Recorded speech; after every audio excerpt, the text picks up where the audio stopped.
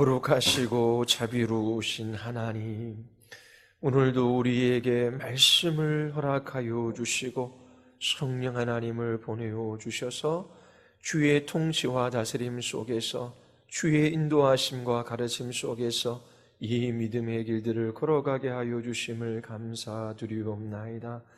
하나님이 주신 모든 관계 속에서 주님의 생명을 드러내게 하여 주시고 우리의 모든 삶을 통하여 그리스도의 이름만 높아지게 하여 주시옵소서. 오늘도 하나님께서 우리를 부르신 직분이 무엇이며 어떻게 그 직분을 따라 살아갈지 가르쳐 주시기를 간절히 원하오며 예수 그리스도의 이름으로 기도드리옵나이다. 아멘. 우리 같이 하나님의 말씀 한 구절 찾아 읽겠습니다. 출애굽기 20장 12절입니다. 출애굽기 20장 12절입니다. 우리 같이 한번 읽을까요? 다 같이 내 부모를 공경하라. 그리하면 내 하나님 여호와가 내게 준 땅에서 내 생명이 길리라. 자, 약속 있는 첫 계명입니다. 부모를 공경하라. 공경하면 하나님께서 주신 땅에서 생명이 길리라 약속해 주셨지요. 자, 여기서 공경하다라고 하는 그 말의 의미가 무엇이겠습니까? 하나님을 영화롭게 하다, 그 하나님께 영광을 돌리다라고 할 때 쓰인 말하고 어원이 같습니다. 공경하다라고 하는 것은 히브리어로 카베드예요. 중히, 무겁게 여기다라고 하는 말입니다. 자, 부모를 공경하라라고 할 때에 그 말의 의미는 부모를 가볍게 보지 말고 중하게, 무겁게 보아야 한다라고 하는 말입니다. 자, 우리가 가볍게 사람들을 여길 때에 보통 어떻게 합니까? 그 사람을 무시해요. 그의 말에 귀를 기울일 필요가 없습니다. 그 사람 말을 귀담아 듣지 않아요. 그리고 그 사람은 내 삶에 있어서 우선순위가 아닙니다. 가볍게 여길 때 우리가 그렇게 대해요. 그런데 어떤 한 사람이 아주 중하고 무겁습니다. 그럴 때에는 우리가 그 분의 말을 귀 기울여 들어요. 그리고 그 말을 따르지요.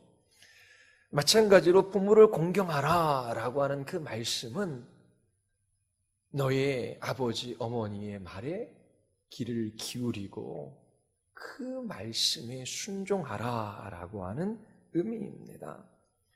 부모님의 가르침에 순종하고 따르라 라고 성경이 우리에게 가르쳐주고 있습니다. 다른 어떤 사람보다도 귀하게 생각하고 소중하게 모셔야 하는 것이지요. 자, 그러면 귀하게 여기고 소중하게 여기는 그러한 삶은 어떤 삶일까요? 부모가 나이가 드시면 자녀들이 부양하고 보살피는 것은 당연합니다. 그것이 공경하다라고 하는 말의 의미에 들어있어요. 부모님이 생활 능력이 없으셔요. 경제적으로 어려우십니다. 그때에 경제적 도움을 드려야 하는 것입니다. 그리고 단지 공경한다라고 하는 것은 경제적인 도움만을 의미하는 것이 아니지요. 홀로 살아가는 그런 독거노인들이 많이 있습니다. 그리고 경제적으로 자립하지 못한 어르신들이 많이 있지요. 경제적으로 자립했다라고 할지라도 홀로 살아가는 삶이 외로울 수밖에 없는 것이지요. 그래서 그 심리적인 고독, 그 외로움, 그러한 시간들 때문에 우울하게 보낼 수밖에 없어요. 그러면 부모를 공경하라라고 하는 것은 그렇게 노년의 때에 홀로 우울하게 보내지 않도록 그렇게 같이 삶을 나눌 수 있어야 하는 것입니다. 그런데 성경은 부모를 공경하되 무조건적으로 공경하라고 그렇게 말하지 않아요. 에베소서 6장 1절에 보면 자녀들아 너희 부모에게 순종하라 이것이 옳으니라 라고 말하지요. 그런데 앞에 조건이 있어요. 부모에게 순종하는 것이 옳은데 조건이 있어요. 그 조건이 뭐죠? 주 안에서 이러한 단서가 붙어 있습니다. 만일 부모가 하나님의 말씀을 어기게 한다면 자녀에게는 그 부모의 말을 거부할 권리가 있습니다. 부모가 자녀에게 권위를 행사하지요. 근데 그 권위가 어디에서부터 나왔을까요? 개혁주의 신학에서는 보통 세 가지를 이야기합니다. 첫 번째가 부모가 우리를 낳았기 때문입니다. 우리의 영혼은 하나님께서 창조하셨어요. 영혼의 창조주이신 하나님께서 부모 공경하라 명령하시죠. 그리고 우리를 부모를 통하여 이 땅 가운데 태어나게 하셨습니다. 우리에게 생명을 있게 하신 그 부모에게 권위가 있음을 성경이 가르쳐주고 있어요. 자, 그러면 성경은 부모가 자녀를 낳았기 때문에 자녀에 대하여 절대적인 권위를 가지고 있다라고 말하나요? 절대적인 권위는 오직 하나님 한 분밖에 없습니다. 하나님께서 부모에게 자녀를 맡기셨어요. 그리고 부모에게는 그 자녀를 양육할 책임, 바르게 가르칠 직분을 주셨습니다. 부모가 연약하고 능력이 없다라고 할지라도 성경은 부모가 가진 이 직분 때문에 순종을 요구할 수 있습니다. 그렇다면 부모의 직분을 가졌다라고 하는 것만으로 권위를 가지고 무엇을 요구할 수 있느냐라고 하는 것입니다. 세 번째, 부모가 자녀에 대한 그 위치는 하나님께서 주신 직분의 자리다라고 하는 것을 인식하는 것이 필요해요. 그러면 하나님께서 직분을 주셨으면 절대적인 권위를 갖느냐? 그렇지 않아요. 부모는 그 부모로서 자녀들을 향한 그 부모의 직분의 내용을 잘 알아야 합니다.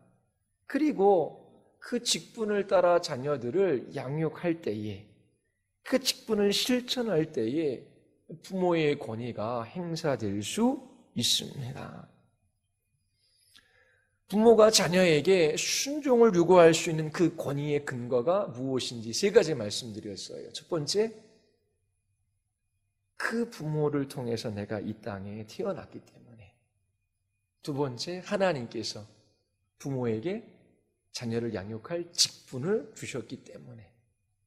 세 번째는 그 직분을 따라 무엇이 옳은지를 알고 그것을 따라 부모가 살아가며 자녀들을 가르칠 때에 그 부모에게 권위가 있는 것입니다. 잠언 23장 13절에 보면 아이를 훈계하지 아니하려 하지 말라. 채찍으로 그를 때릴지라도 그가 죽지 아니하리라. 자, 죽지 않는데요. 때려야 된답니다. 훈계하지 아니하려고 하지 말라. 채찍으로 그를 때릴지어다. 훈계할 때 뭐가 필요하다? 채찍이 필요하다라고 말합니다. 마땅히 행할 길을 아이에게 가르치라. 그리하면 늙어도 그것을 떠나지 아니하리라. 매를 대해야 할 때에 대해야 한다라고 하는 거예요. 옳지 못한 일을 할 때에는 훈계하고 징계해야 합니다. 그렇게 해서 마땅히 행할 길을 가르쳐야 돼요. 잠언 22장 15절에 보면 아이의 마음에는 미련한 것이 얽혔으나 징계하는 채찍이 이를 멀리 쫓아내리라. 자, 미련한 것, 어리석은 것, 이것을 채찍으로 징계로 쫓아낼 수 있다라고 성경이 말해요. 그래서 오늘날 자녀들에게 휘초리를 드는 것은 쉽지 않은 것이지만 분명히 어렸을 때에 아직 미련하고 어리석고 그리고 생각이 모자라기 때문에 반복적으로 그릇되이 행할 때에 욕심을 따라 자기중심적으로 행동할 때에 그것이 얼마나 잘못되신 것인지 휘초리로 채찍으로 따끔하게 가르쳐 주어야 하는 것입니다. 그리고 에베소서 6장 4절에 보면 어떻게 자녀들을 양육해야 할지 이제 가르쳐 주고 있어요. 자, 휘초리가 반드시 필요해요. 그런데 하나님께서 우리의 죄에 대해서도 징계하잖아요. 휘초리를 대셔요. 그러니까 휘초리를 대시하지 아니하면 하나님이 우리의 아버지가 아니다라고 그렇게 성경은 말합니다. 그래서 따끔하게 하나님께서 징계하셔요. 그럼에도 불구하고 하나님께서는 우리의 죄에 대하여 그 진노를 다 우리에게 쏟아붓지 않으시지요. 하나님께서 그 아들 예수 그리스도에게 그 진노를 쏟아부으셨어요. 그래서 우리가 징계할 때에도 하나님께서 우리의 죄를 있는 그대로 다 우리에게 돌리시지 아니하시고 자비와 긍휼을 베풀어 주신다라고 하는 이것을 잊지 않고 자녀들을 그렇게 대해야 하는 것입니다. 자, 자녀들을 노엽게 하지 말라라고 합니다. 그리고 주의 교훈과 훈계로 양육하라라고 권면하지요. 부모님들이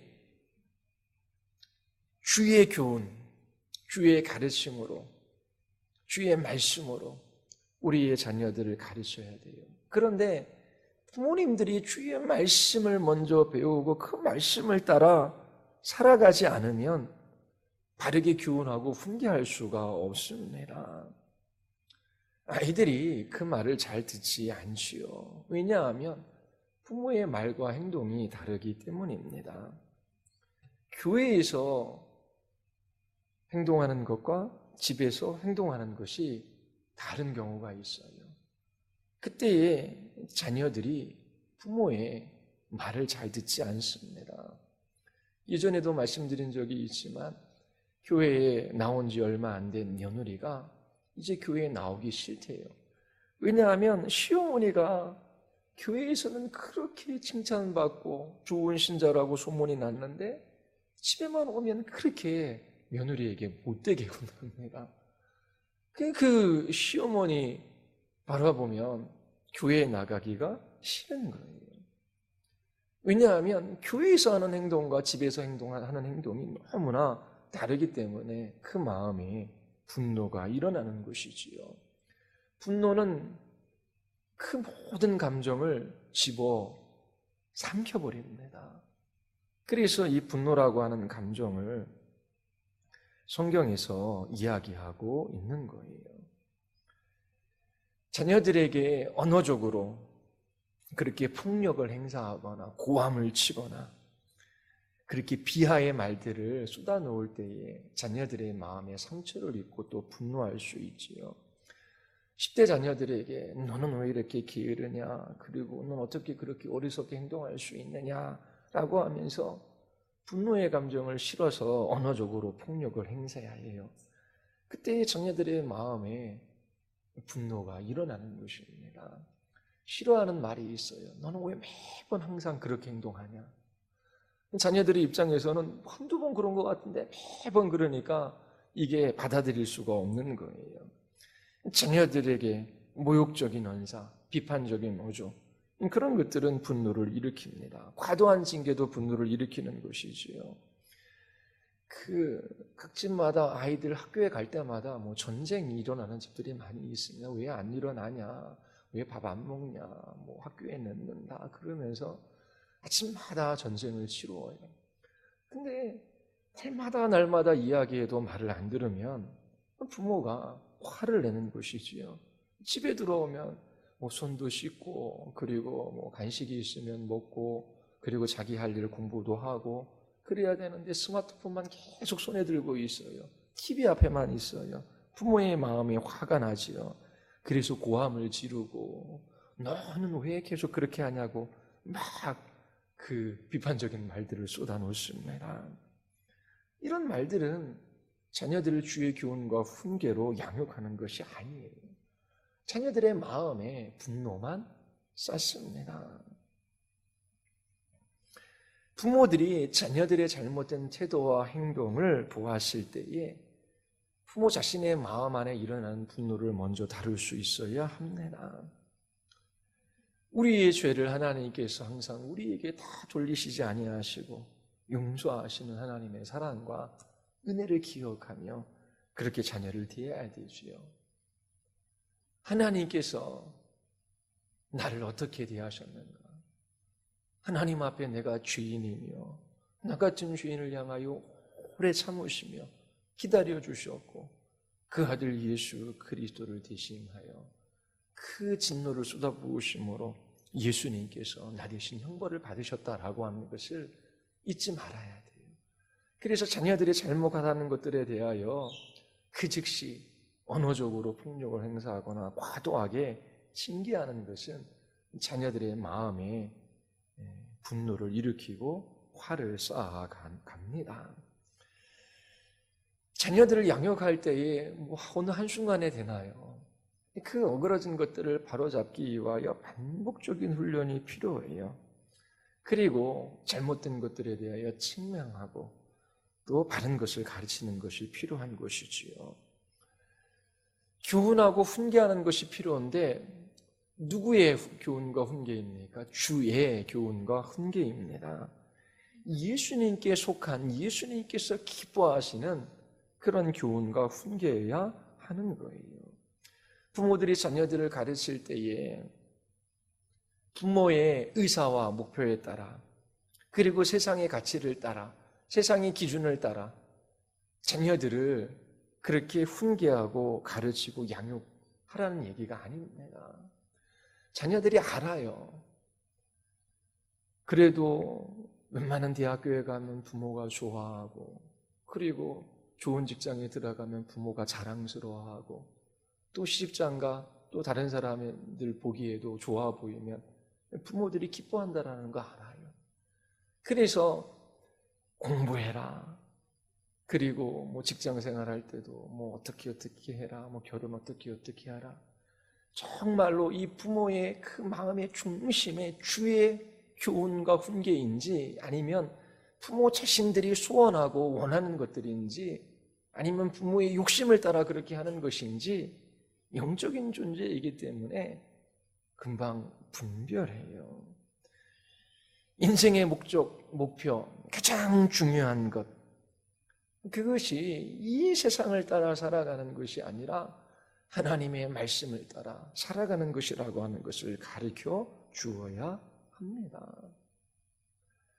아무리 이 땅에서 많은 것들을 소유하고 그리고 이 땅에서 칭찬과 인정을 받는다라고 할지라도 예수 그리스도 없이는 근심할 수밖에 없고 낭망할 수밖에 없고 고통할 수밖에 없는 인생입니다. 우리의 자녀들이 하나님께 소망을 둠으로 그 하나님을 기뻐하고 그 하나님 앞에 순종하며 살아갈 수 있는 자녀가 되는 것이 목표가 되어야 돼요. 대학교 들어갈 수도 있고 안 들어갈 수도 있어요. 또 뭐 못 들어갈 수도 있는 것이지요. 좋은 직장에 취직할 수도 있고 남들 보기에 별 볼 일 없는 직장에 취직할 수도 있어요. 그것이 중요한 가치가 아니에요. 결혼할 수도 있고 결혼을 안 할 수도 있는 것이지요.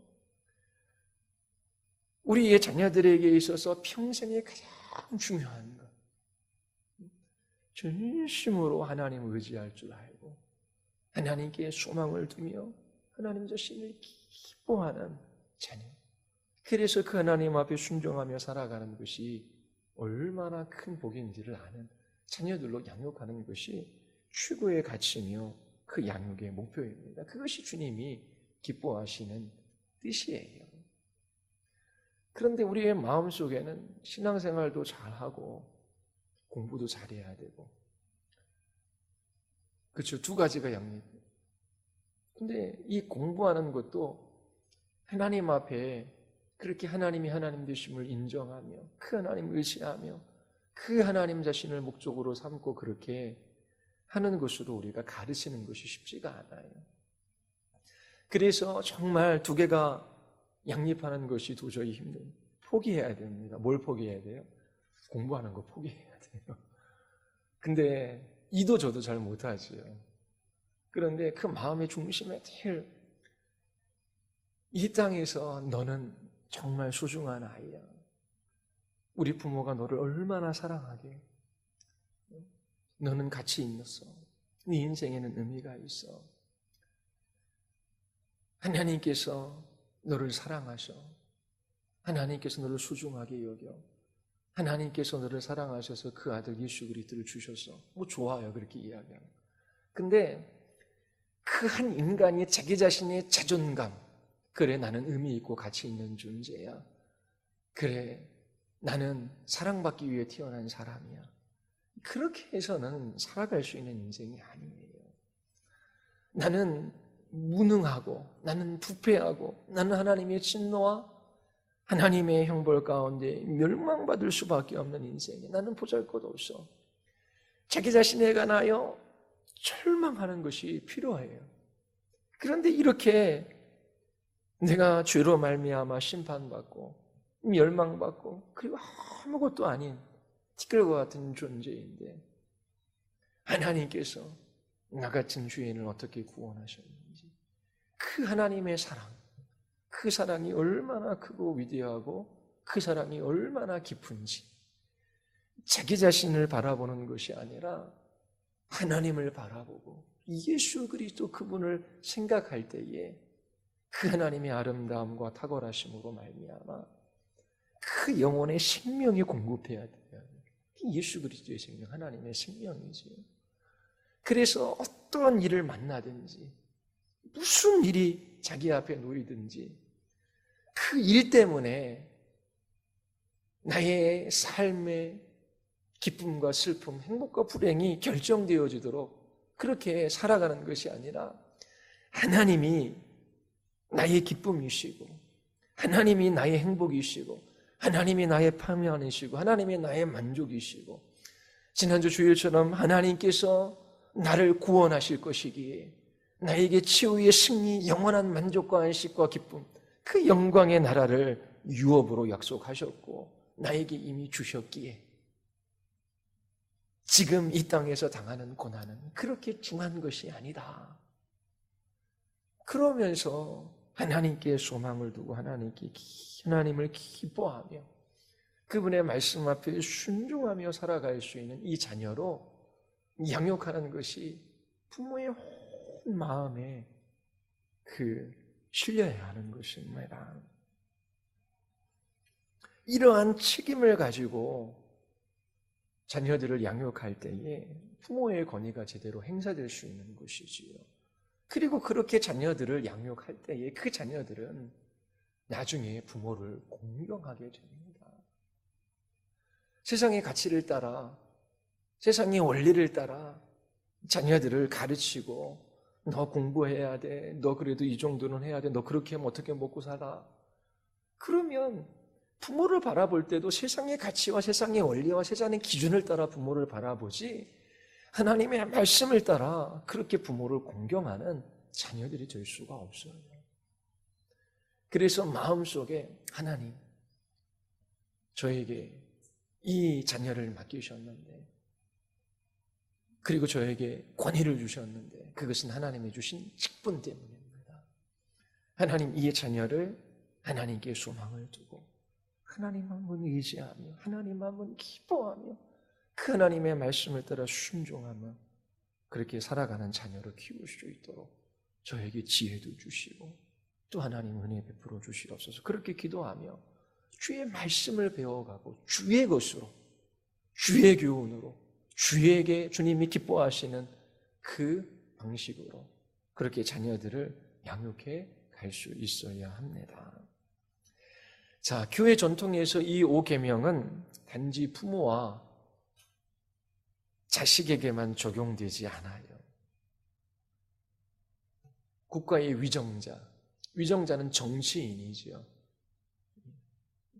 권력을 가지고 있는 사람들과 국민, 옛날에는 왕과 신하, 백성과의 관계, 그리고 선생님과 제자, 또 고용주와 피교용주, 옛날에는 주인과 종의 관계에 적용이 되지요.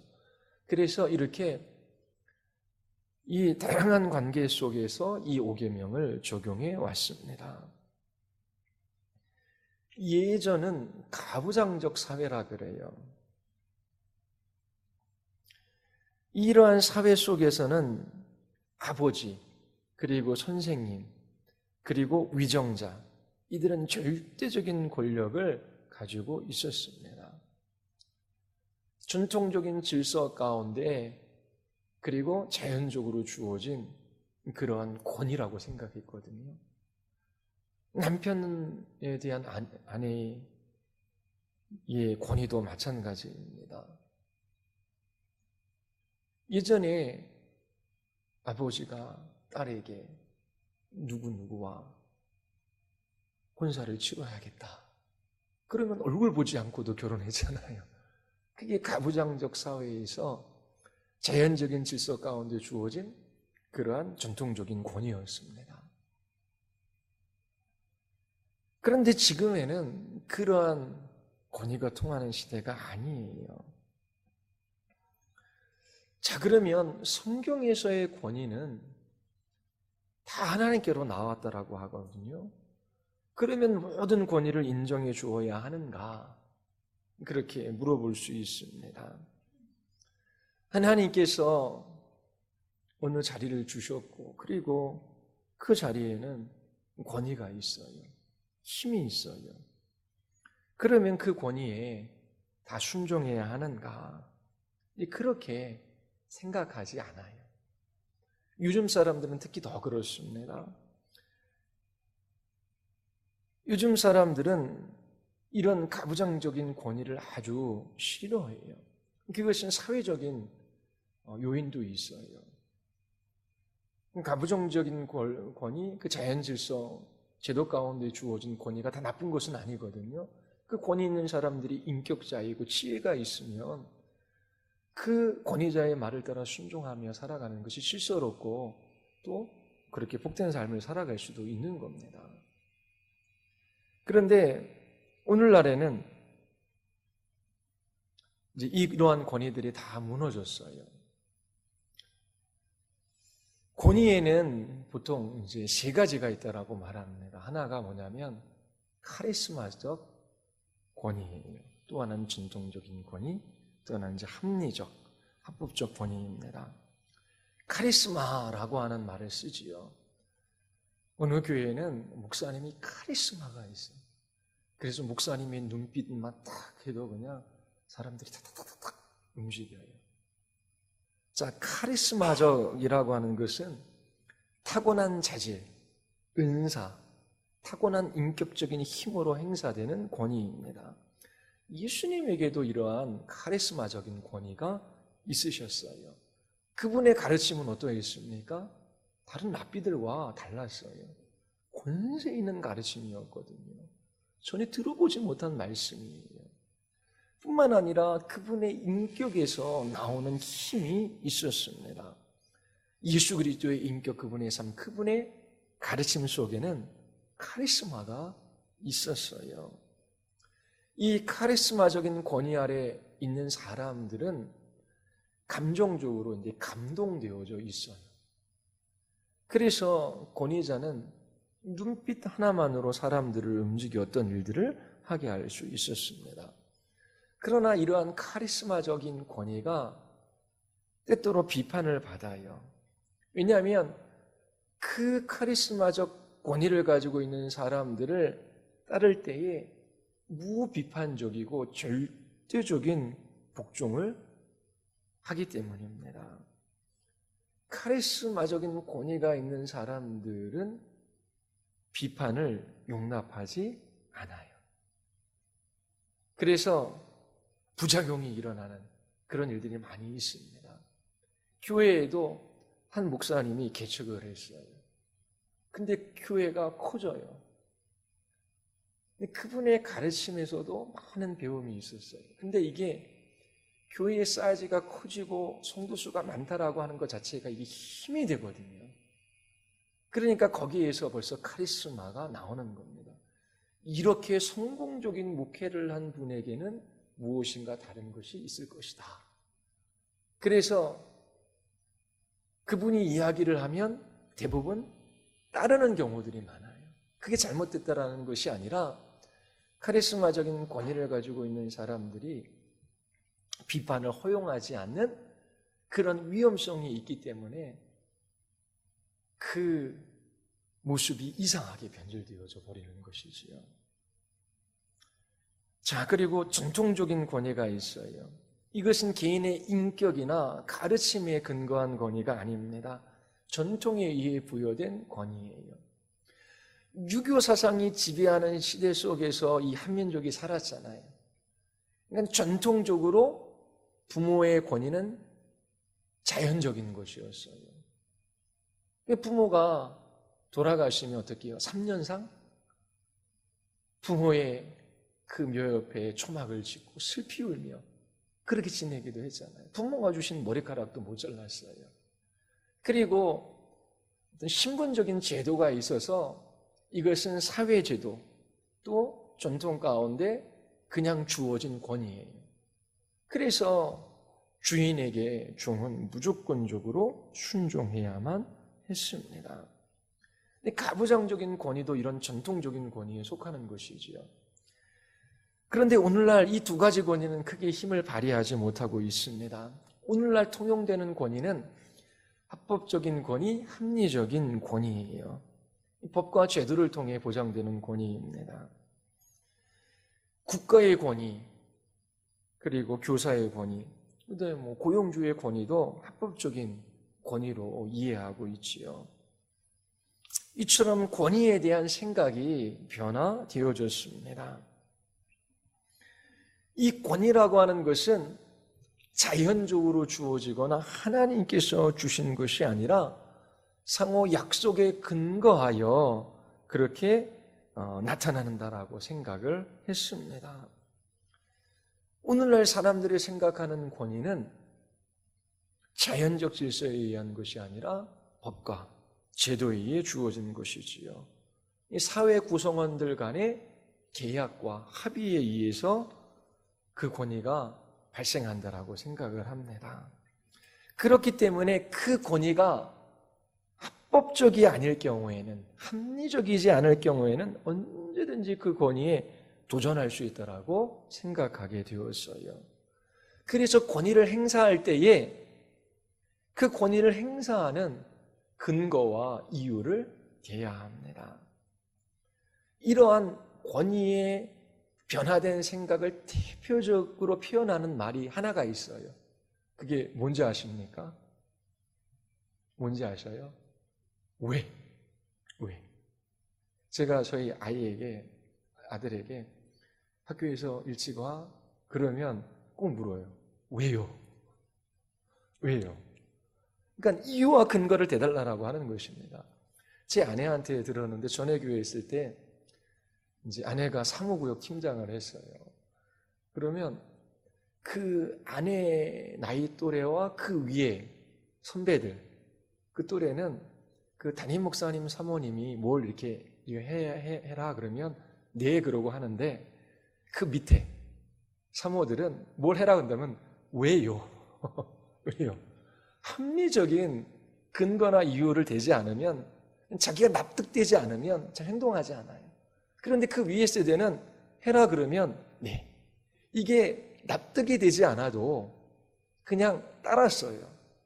왜냐하면 전통적인 권위, 아니면 카리스마적인 그 권위가 통용되기 때문이죠. 그런데 시대가 자꾸만 바뀌니까 카리스마적인 권위도 그 무비판적이고 자기 자신의 판단이 허용되지 않고 무조건적으로 시키는 그것이 이게 받아들여지지가 않는 거예요. 그리고 전통적인 권위도 안 받아들여지죠. 부모도 자녀들에게 할 때에 부모가 나쁜 거 시키겠습니까? 아니잖아요. 그렇죠? 그러면 우리 부모는 나에게 나쁜 것도 시키지 않아. 저렇게 말씀하실 때는 분명한 이유와 근거가 있을 거야. 묻지 않아도 그 권위에 순종해서 네, 절대로 안 그래. 근데 그거는 우리 애들에게 무슨 변화가 있어서가 아니라 이 사회에 변화가 일어났기 때문이다라고 보통 진단을 합니다. 이제 권위가 행사되지가 않아요. 권위가 행사되려면 이유와 근거를 대야 해요. 그런 시대 속에서 우리가 살고 있습니다. 이처럼 이유와 근거를 가진 권위가 합리적인 권위, 합법적인 권위인 거예요. 왜 이렇게 권위에 대한 생각이 변화되어졌을까?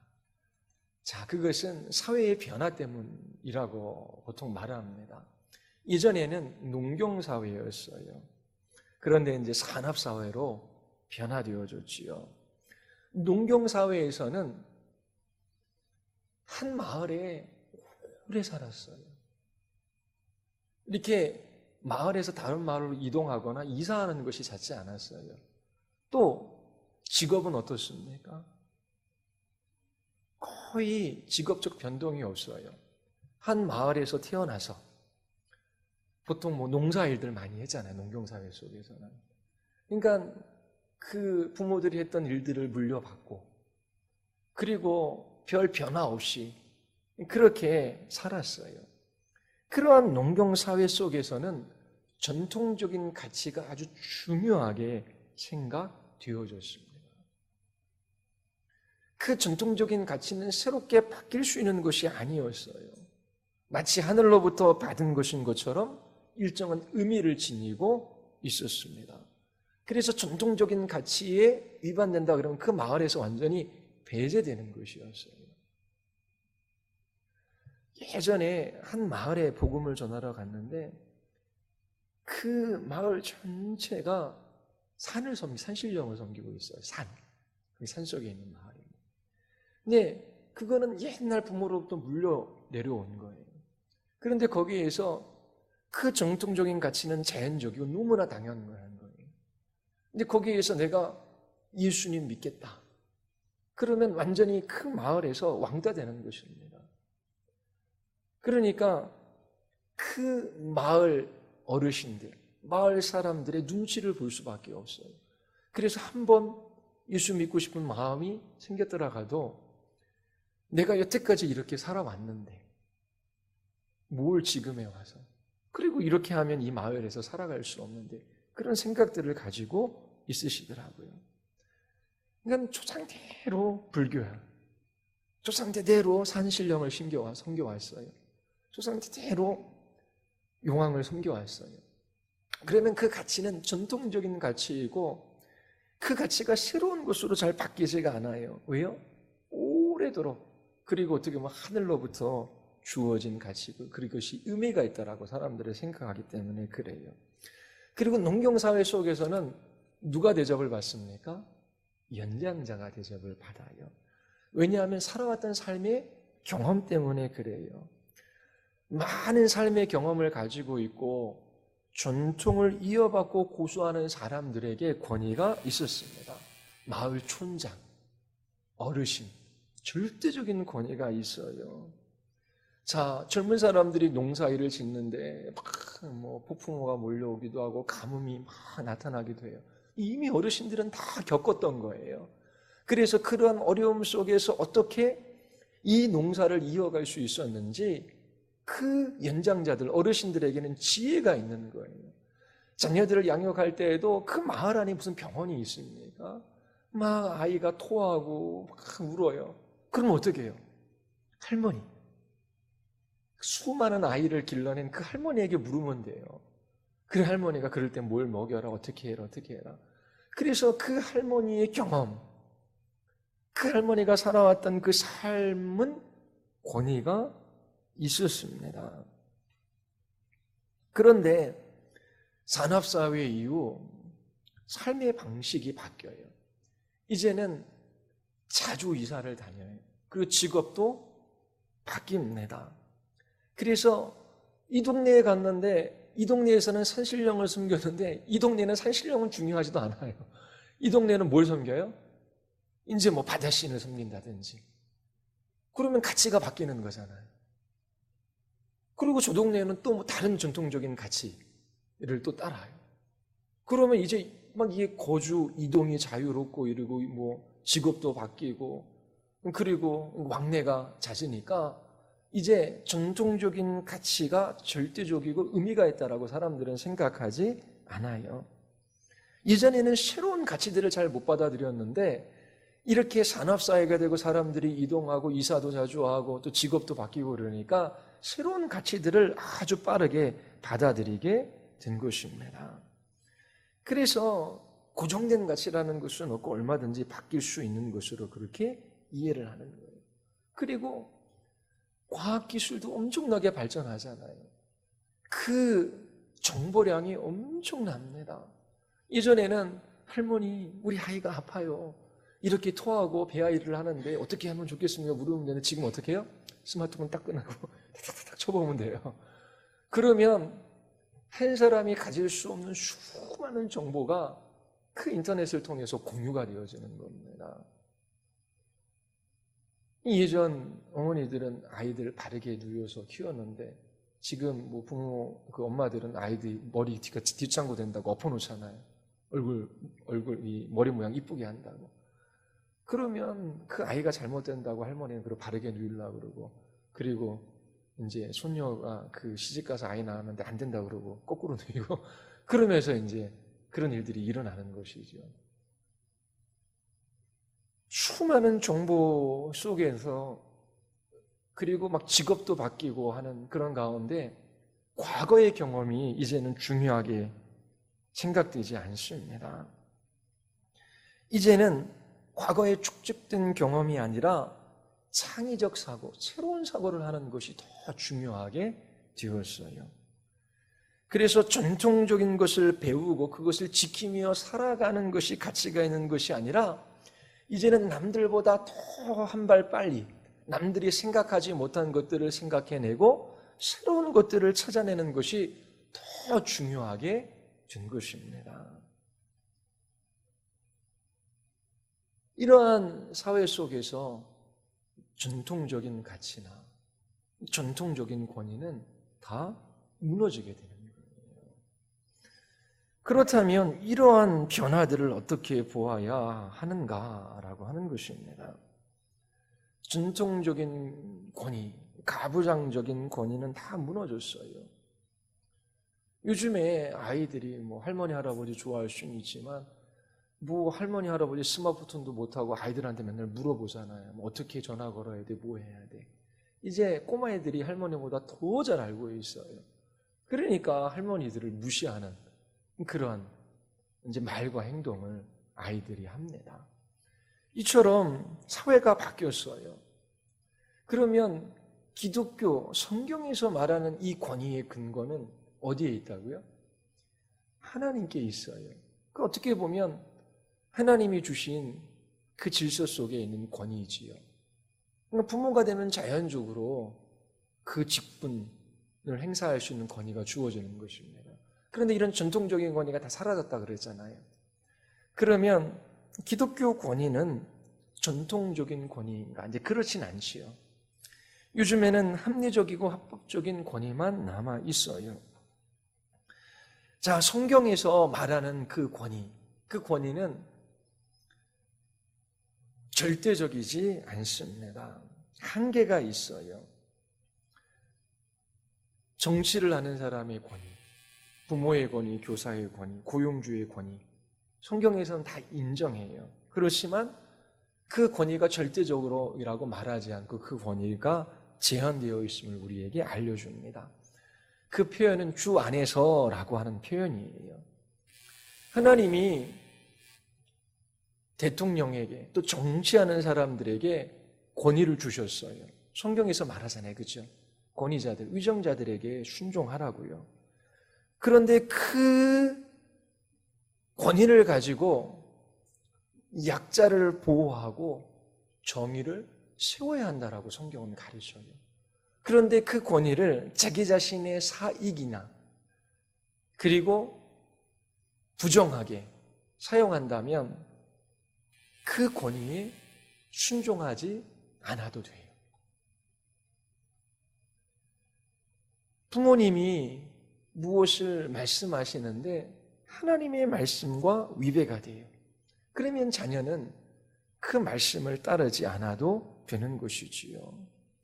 국가가 국민들을 향한 권위가 절대적이지 않아요. 부모가 자녀에게 갖는 권위도 절대적이지 않아요. 오직 절대적인 권위는 하나님만 가지고 계십니다. 위정자나 부모나 권위나 그들이 그 권위를 행사할 때는 꼭 그들에게 하나님께서 부여하신 직분과 관계되어져 있어요. 정치하는 사람들이 나라의 안정과 평안과 약자들을 위하여 또 공평과 정의를 위하여 행사해야 되는 것입니다. 부모가 자녀들을 양육하는 데 있어서 그 권위를 행사할 수 있지요. 어떻게 해요? 주의 교훈과 훈계로 우리의 자녀들을 하나님의 자녀로 양육하는데 그 권위가 행사되어져야 하는 것입니다. 교사도 학생들에게 권위를 행사하지요. 그런데 그 권위는 절대적인 권위가 아니에요. 이 학생들 어떻게 해요? 바르게 가르치는데 그 직분에 따라 그 권위가 행사되어져야 하는 것입니다. 성경은 부모가 자녀들에게 어떻게 해야 되는지를 가르쳐요. 부모에게 순종하라, 이것이 옳다라고 말합니다. 자녀들은 순종해야 돼요. 그런데 에베소서 6장 4절에 보면 아비들아 너희 자녀를 노엽게 하지 말고 오직 주의 교훈과 훈계로 양육하라. 부모들이 책임이 있다라고 말합니다. 그 하나님께 주신 그 직분, 그 책임을 따라 자녀들에게 그 권위를 행사해야 하는 것입니다. 부모가 자녀에게 행사할 수 있는 권위는 자녀를 양육하고 올바르게 키우는 것과 관련된 권위예요. 이 목적을 떠나서 부모가 자녀에게 권위를 행사하면 잘못될 수 있습니다. 잘못될 수 있어요. 부모이기 때문에 순종해. 아니면 세상의 가치나 세상의 원리를 따라 자녀들을 세상에 성공시키기 위하여 그 권위를 행사하고 막무가내로 몰아가면 분명히 그러한 권위를 행사하는 것 속에서는 잘못될 수밖에 없는 것입니다. 그러면 그런 질문도 해요. 부모가 신앙이 없으면 부당한 것을 요구하면 그 부모에게 어떻게 해야 합니까? 분명히 하나님을 알지 못하는 부모인데 또 나라의 정치가들이 그 권력을 약자를 보호하고 공의를 행사하는 데 쓰지 않고 잘못되이 행사해요. 그러면 어떻게 합니까? 하나님의 말씀에 위반되는 것은 반대해야 돼요. 그런데 하나님이 주신 그 질서, 그 직분은 인정하는 방식으로 반대되어져야 합니다. 지혜가 필요한 거예요. 베드로와 요한이 공회에 잡혀갑니다. 예수 그리스도의 이름으로 가르치지 마라. 그렇게 할 수 없습니다. 그 권위에 순종하지 않아요. 그런데 매를 대고 내어주지요. 석방시켜주지요. 난 매 맞을 수 없습니다. 잘못한 것이 없어서. 그렇지 않고 그 권위에 순종해서 매를 맞고 나옵니다. 부모가 믿지 않아요. 하나님의 분명한 말씀과 위반되어 잘못된 것을 가르치고 그렇게 행하라고 할 때는 안 됩니다 라고 말해야 되지요.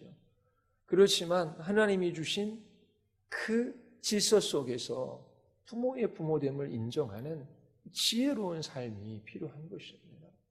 그리고 우리에게는 사랑의 계명이 주어졌어요. 불신 부모, 때로 하나님의 말씀과 그릇된 것을 말할 때에 그 말씀에 그렇게 따라갈 수는 없지만 하나님의 자녀로서 부모를 향하여 사랑과 공율의 마음을 가지고 그렇게 부모를 돌아보는 그러한 지혜가 필요한 것입니다. 사람이 행사하는 권위는 하나님으로부터 나왔어요. 하나님으로부터 나왔기에 그 권위는 존중되어져야 합니다. 하지만 동시에 그 권위는 절대적이지 않아요. 제한된 권위입니다.